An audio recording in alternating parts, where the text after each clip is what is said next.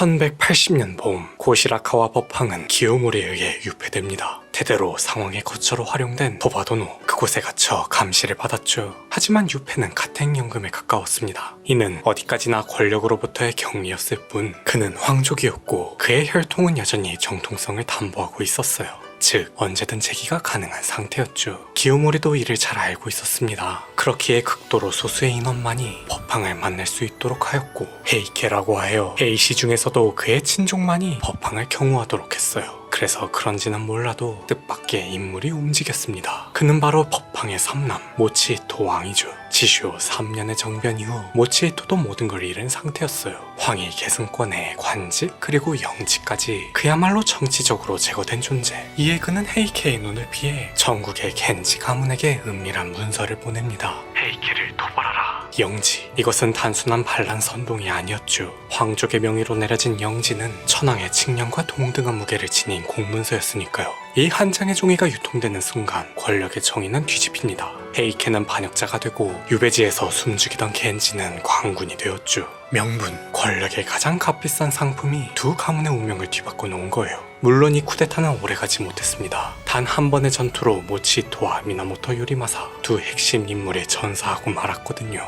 그러나 역설적으로 이 실패가 모든 것의 시작이 되었죠. 그들이 남긴 영지만큼은 끝내 사라지지 않고 계속 퍼져나갔으니까요. 그리고 마침내 세계의 시선은 일본의 한적한 시골 마을 이즈로 향합니다.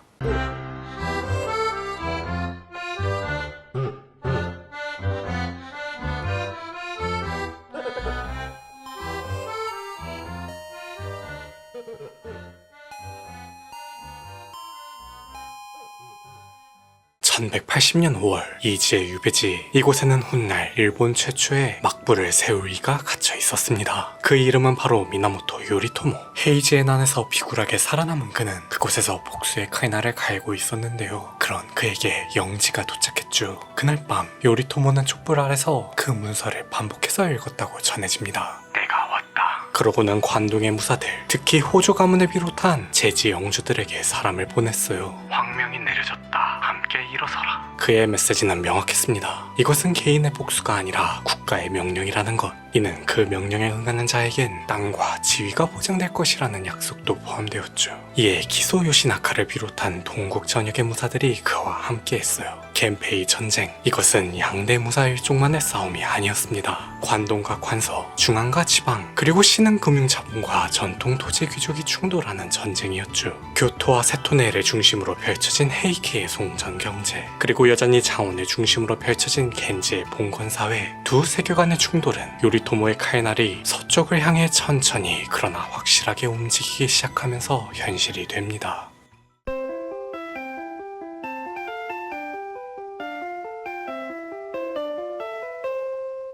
겐지의 거병 소식에 남도의 사찰들이 호응합니다. 특히 흥복사와 동대사, 나라 지역을 대표하는 두 거대 사찰이 움직였죠. 그런데 왜 하필 사찰이었을까요? 당시 불교는 단순한 종교가 아니었습니다. 막대한 장원과 면세 특권, 그리고 수천 명의 무장 승병. 그들은 종교기관인 동시에 사실상 금융기관이자 준 군사 조직이기도 했죠. 고시라카와 법황을 비롯해 많은 천황들이 퇴위 후 출가를 택한 이유도 여기에 있었습니다. 권력은 조정이 아니라 쌀을 쥔 곳에 있었기 때문이에요. 사찰은 장원에서 쌀을 거두고 그 쌀로 사람을 먹이며 세를 계속해서 불려갔죠. 그런데 그 권력을 잠식하는 존재가 등장합니다. 그게 바로 헤이케의 송전이었어요. 동전이 시장을 지배할수록 쌀의 가치는 상대적으로 밀려났고 쌀 기반 자산에 의존하던 사찰의 수익 구조는 눈에 띄게 흔들리기 시작합니다. 더 심각한 건 이 변화가 일시적인 충격이 아니라 되돌릴 수 없는 구조적 전환이라는 것이었어요. 헤이케를 무너뜨리지 않으면 우리가 무너진다. 만약 이 흐름이 지속된다면 신앙도 무력도 아닌 재정 때문에 모든 것을 잃게 된다는 계산이 나왔죠.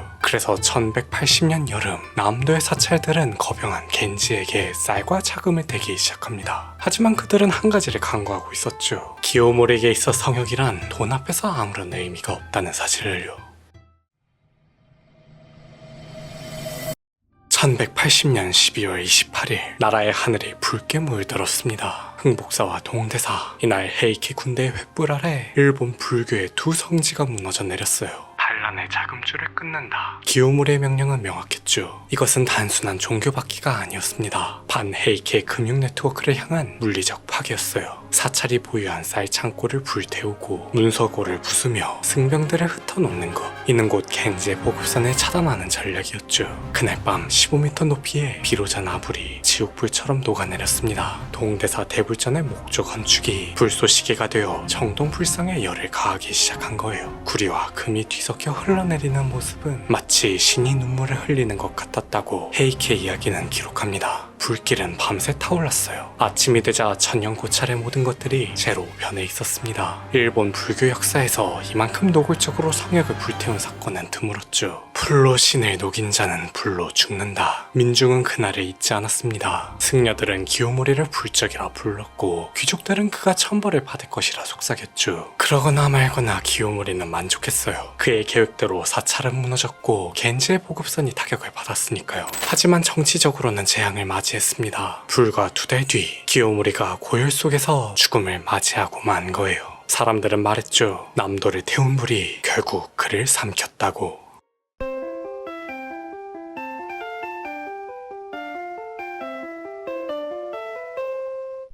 1181년 2월 원인 불명의 고열이 그를 덮쳤죠. 헤이케 이야기는 이렇게 기록합니다. 몸에 물을 끼얹어도 끌어넘쳤고 연기가 피어올랐다. 의학적으로는 열병, 오늘날로 치면 학질이나 폐혈증에 가까웠겠죠. 그러나 사람들은 그것을 인과응보라 불렀어요. 기요모리의 병상 곁에는 가족들이 모여 있었습니다. 하지만 그가 가장 믿었던 장남 시게모리는 이미 세상을 떠난 뒤였죠. 이제 가문을 이끌 사람은 삼남 무네모리뿐이었습니다. 그는 행정에 능했지만 전쟁을 승리로 이끌 제목은 못됐죠. 기요모리도 이를 잘 알고 있었습니다. 자신이 떠난 뒤 이 제국을 지켜낼 수 있는 사람이 곁에 없다는 것을요. 이러한 절망 속에서 그는 유언을 남겼죠.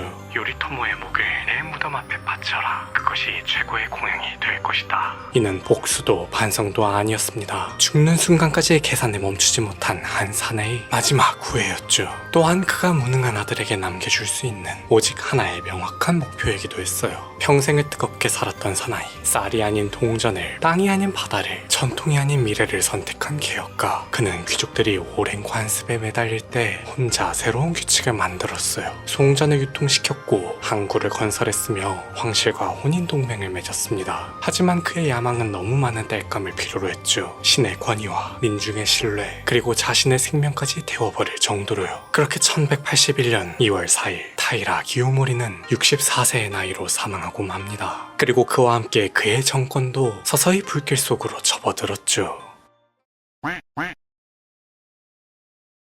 1181년 기요모리가 사라지자 그의 세계도 함께 흔들리기 시작했습니다. 기근이 들었고 쌀값은 폭등했죠. 시장이 멈췄고 송전은 더 이상 교환되지 않았습니다. 동전은 여전히 손에 쥐어져 있었지만 그 동전으로 살 수 있는 것은 아무것도 없었죠. 헤이케는 알고 있었습니다. 자신들이 만든 세계가 더 이상 움직이지 않는다는 것을. 1183년 헤이안큐, 그들은 결단을 내립니다. 수도를 버리기로요. 마치 삼국지에서 동탁이 낙양을 버리고 장안으로 떠났듯 헤이케 역시 서쪽으로 향한 겁니다. 그것도 땅이 아닌 바다로. 한때는 무역길이었고 제국의 혈관이었던 그 바다를 타고 말이죠. 1184년 이치노타니, 겐지의 기습으로 헤이케의 본진이 무너집니다. 이 지경에 이르고도 무네모리는 결단을 내리지 못했고 가문의 중심들은 갈라졌죠. 결국 기습, 붕괴, 후퇴, 이름을 기억할 필요조차 없는 전투들이 연속해서 이어졌는데요. 이는 한 가지 사실을 증명하고 있었습니다. 제국은 반드시 싸워서 무너지는 것이 아니라는 것. 이미 기능을 잃은 시스템은 손에 대지 않아도 스스로 붕괴한다는 사실을 말이죠. 1185년 단노우라. 끝은 너무나 허무했습니다. 마치 모든 걸 돌려놓으려는 듯 그들을 이 자리에 있게 만들어준 바다가 그들을 전부 집어삼켰죠. 고작 4년, 기요모리가 40년 동안 쌓아올린 제국이 그 없이 버틴 시간이에요. 그가 만든 항구와 그가 유통시킨 동전은 그가 죽은 뒤에도 버젓이 남아있었죠. 문제는 그것들을 운영할 사람이 남아있지 않았습니다. 그는 제국을 만들었지만 제국이 그 없이 살아가는 법은 끝내 남기지 못했던 거예요. 그래서 더더욱 이 몰락에는 비극도 반전도 없습니다. 그가 남긴 것은 단 하나, 주인 잃은 시스템뿐이었죠.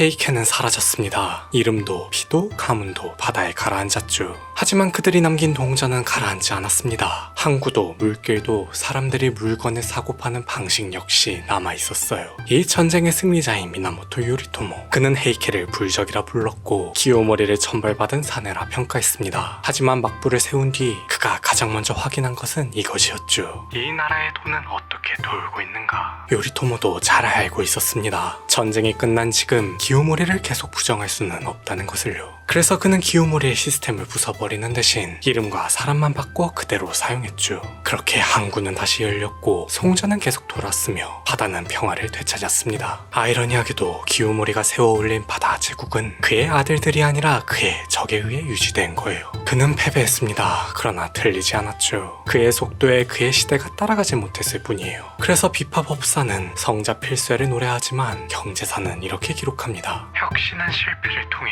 정신을 남긴다. 만약 그가 조금만 더 오래 살았고 그 속도를 감당할 사람을 남겼더라면 지금의 역사는 전혀 다른 이야기를 하고 있었겠죠. 오늘날 고베항에는 매일 수백 척의 배가 드나듭니다. 하지만 그들은 모를 테죠. 자신들이 지금도 850년 전 한 사나이가 그어놓은 항로 위를 항해하고 있다는 그 사실을.